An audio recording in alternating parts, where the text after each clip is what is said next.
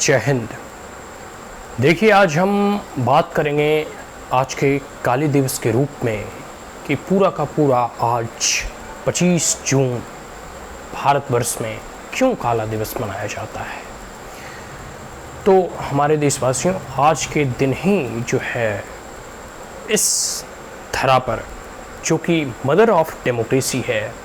जो लोकतंत्र की जननी है, वहाँ आज के दिन ही एक तानाशाह के द्वारा जो है इमरजेंसी लगाकर, आपातकाल लगाकर भारत में लोकतंत्र को कुचलने का प्रयास किया, उसे मिटाने का भरसक प्रयास किया गया। तो आज के ही दिन 1975 ईस्वी में 25 जून को जो है पूरे के पूरे भारत देश में इमरजेंसी की घोषणा की गई थी और एक डिक्टेटरशिप जो है इंदिरा गांधी जी के द्वारा जो है संचालित करने का प्रयास किया गया। और इस पूरे के पूरे अगर कालखंड के बारे में बात करूं तो ना जाने कितने लोगों ने अपने प्राणों की आहुति दे दी, ना जाने कितने लोगों ने जो है जेलों की यातनाएं झेली, ना जाने कितने लोगों को जो है कह सकते हो कि गोलियों से भून दिया गया, ना जाने कितने लोगों को जो है जेलों में जो है बंद कर दिया गया, ना जाने कितने विपक्षियों को जो है पकड़ पकड़ के जो है, या फिर जो भी ऐसे लोग इंदिरा गांधी के खिलाफ या इंदिरा गांधी के इस क्रूर शासन के खिलाफ बोलता था, उसे जो है जेल में कैद कर दिया जाता था। प्रेस को सेंसरशिप कर दिया गया, कई जो है गाने, वीडियोस, ऑडियोज़ को सेंसर कर दिए गए, कई पुस्तकों पर प्रतिबंध लगा दिया गया और पूरे के पूरे इस 1975 से लेकर 1977 तक, इस 2 साल तक का तानाशाही रवैया जो है कांग्रेस के द्वारा अपनाया गया और पूरे के पूरे देश को जो है एक कह सकते हैं कि अपने जो है मन मुताबिक, अपने मनमर्जी से और अपने जो है एकदम डिक्टेटरशिप की तरह चलाने का प्रयास किया गया। आपको याद ही होगा कि बिहार से ही जो है संपूर्ण क्रांति और टोटल रिवॉल्यूशन और जयप्रकाश नारायण के जी के नेतृत्व में किस प्रकार बिहार और गुजरात के स्टूडेंट और युवाओं में जो है करप्शन के खिलाफ, गवर्नमेंट की इनएफिशिएंसी के खिलाफ, महंगाई के खिलाफ जो है एक लंबा जो है आंदोलन जो है छेड़ा गया था। और जब जयप्रकाश नारायण ने पूरे के पूरे आंदोलन को अपने नेतृत्व में मिल लिया, तो कह सकते हो ना कि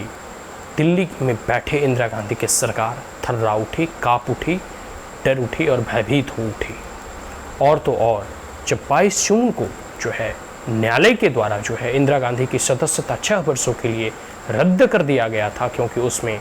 उस जो है मल प्रैक्टिसेस अपनाए गए थे, इस बिहाफ पे 6 वर्षों के लिए उन्हें प्रतिबंध कर दिया गया था। उसको देखते हुए जब इंदिरा गांधी को लगा कि अब हमारी कुर्सी खतरे में है, अब हमारी कह सकते हो कि जो पद है वो जाने वाली है, तो अब उन्होंने देश में आपातकाल की घोषणा कर दी। हालांकि भारत में एक इस संसदीय प्रणाली में एक नियम है कि कोई भी अगर निर्णय प्रधानमंत्री के द्वारा लिया जाता है तो वह प्रधानमंत्री एक नहीं होता है, बल्कि पूरी की पूरी कैबिनेट और काउंसिल ऑफ मिनिस्टर की उसमें निर्णय होनी चाहिए। लेकिन यह आपातकाल की घोषणा जो है सिर्फ इंदिरा गांधी के द्वारा लिया गया और इंदिरा गांधी के कह सकते हो कहने पर उस वक्त के तत्कालीन राष्ट्रपति के द्वारा आपातकाल की घोषणा की गई।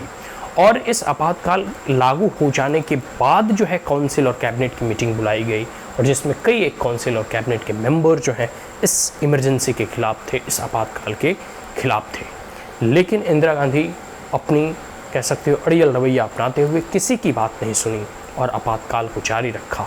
और इस दौरान जो भी जितने भी विपक्ष के नेता थे,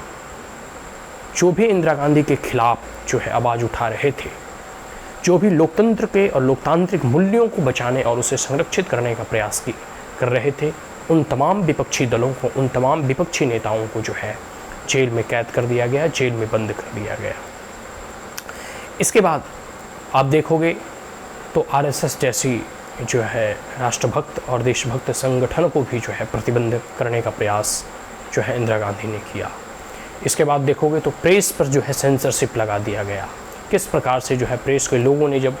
कोई भी चीज़ उन्हें छापना होता था तो प्रेस की जो आज़ादी, मूलतः प्रेस की आज़ादी ही सर्वोच्च कह सकते हो कि चीज़ होती है एक प्रेस को, क्योंकि वो अपनी भावनाओं को एडिटोरियल के माध्यम से कुछ भी व्यक्त कर सकते हैं, और प्रेस का मतलब यह नहीं कि जो सरकार की सिर्फ प्रशंसा ही करे। तो उस दौरान जब प्रेस आलोचना करते थे तो हर चीज़ को, अगर प्रेस को कुछ लिखना होता था, समाचार पत्र में कुछ जारी करना होता था न्यूज़ को, तो पहले वह सरकार के निगरानी से होकर गुजरती थी। सरकार उसे जांचती थी, उसे परखती थी, उसे देखती थी, उसके बाद उसे जो है छापने के लिए परमिशन देती थी या फिर नहीं देती थी। इसको लेकर फिर कई एक जो है संपादक ने संपादकीय पृष्ठ को खाली छोड़ना देना जो है उचित समझा। तो इसमें भी इंदिरा गांधी को चिढ़ होने लगा और उसने फिर कई एक पत्रकार, जहां पत्रिकाएं छापी जाती थी उसकी बिजली काट दी गई, कई ऐसे पत्रकारों को जो है जेल में डाल दिया गया, कई ऐसी पत्रकारिता के संस्थानों को प्रतिबंध कर दिया गया, कई ऐसे जो है समाचार पत्रों को जो है प्रकाशित होने से रोक दिया गया, वहाँ की बिजली पानी सब काट दी गई, कई जो है ऐसे प्रेस कह सकते हो और मीडिया के ऊपर आक्रमण हुए, अटैक हुए, उन्हें तहस नहस करके उसे मिटा दिया गया।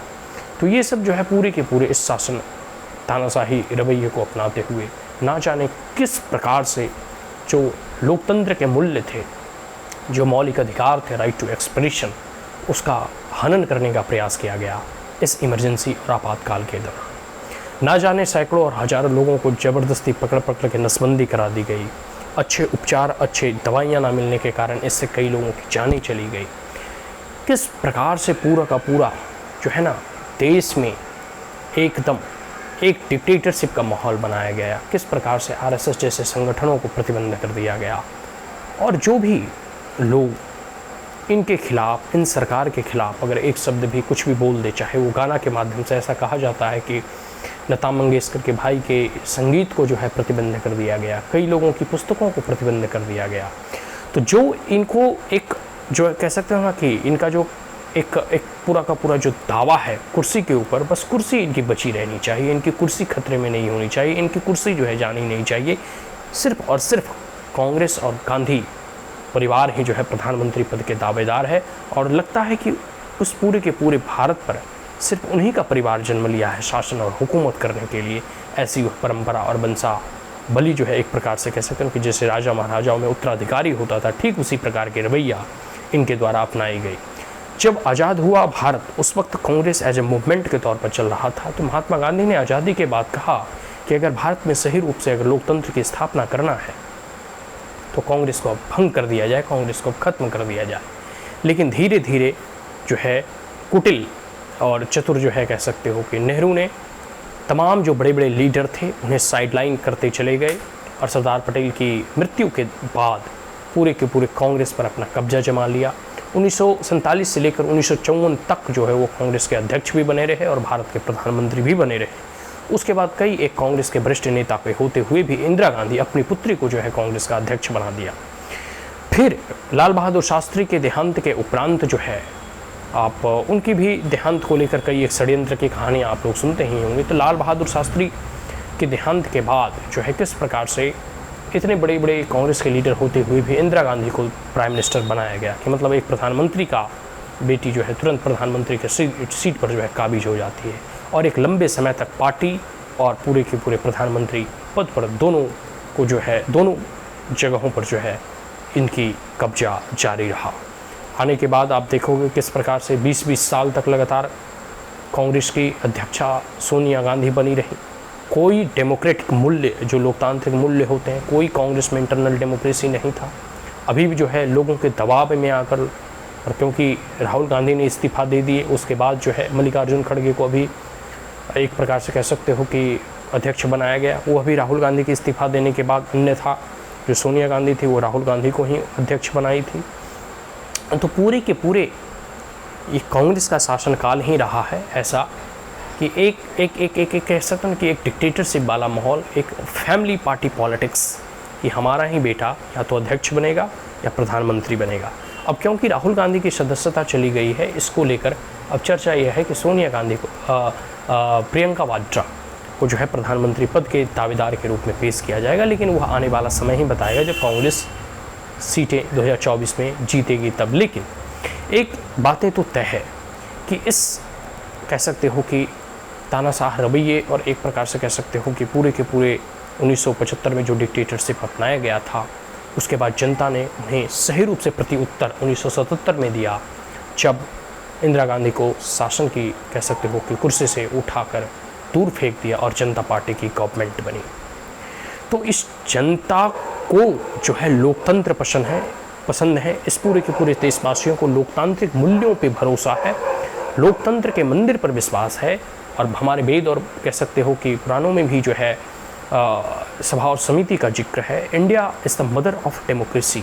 भारत जो है लोकतंत्र की जननी है। यहाँ लक्षवी गणराज्य प्रदेश वगैरह या जितने भी जनपद थे वहाँ लोकतंत्र का वहाँ से जन्म होता है। और आज भी जो है 1947 में लंबे संघर्ष के बाद कई लाख लोगों ने अपने प्राणों की आहुति दे दी। इसके उपरांत भारत में लोकतंत्र की स्थापना हुई, लोकतंत्र की बहाली हुई और इसी लोकतंत्र को कुचलने और दबाने का प्रयास 1975 में किया गया। और फिर जब 1977 में जो दोबारा चुनाव कराए गए तो उसमें इस देश के वासियों ने इंदिरा गांधी जैसे कह सकते हो कि क्रूर और तानाशाही शासक को सत्ता से हटा फेंका और जनता पार्टी की गवर्नमेंट बनी। वह सरकार में आई जो जनता की सरकार थी और जनता जो है कह सकते हो कि जनता का जो वोट है, जनता का जो मत है वो सर्वमान्य है और सभी को इस लोकतंत्र में मानना ही होता है। तो इस पूरे के पूरे आज का दिन जो है काला दिवस के रूप में मनाया जाता है कि कितनी इस भारत भूमि को जो है जेल बनाने का जो प्रयास एक तानाशाह के द्वारा किया गया था, इस पूरे के पूरे भारत भूमि को जो है एक कैद करने का जो प्रयास किया गया था, इस पूरे के पूरे भारत भूमि और भारतवासियों को जो है यातनाएं देने का प्रयास किया गया था, लोकतांत्रिक मूल्यों का हनन करने का प्रयास किया गया था, मौलिक अधिकारों को छीनने का प्रयास किया गया था। यही बातें लोगों को समझना है, जानना है, जागरूक रखना है और पूरे के पूरे स्मृतियों में जो है इसे जो है सजाए रखना है ताकि आने वाले भविष्य में ऐसी कांग्रेस की कोई भी सरकार बन ना पाए जो लोकतंत्र और लोकतांत्रिक मूल्यों का हनन करने का प्रयास करती है। जय हिंद।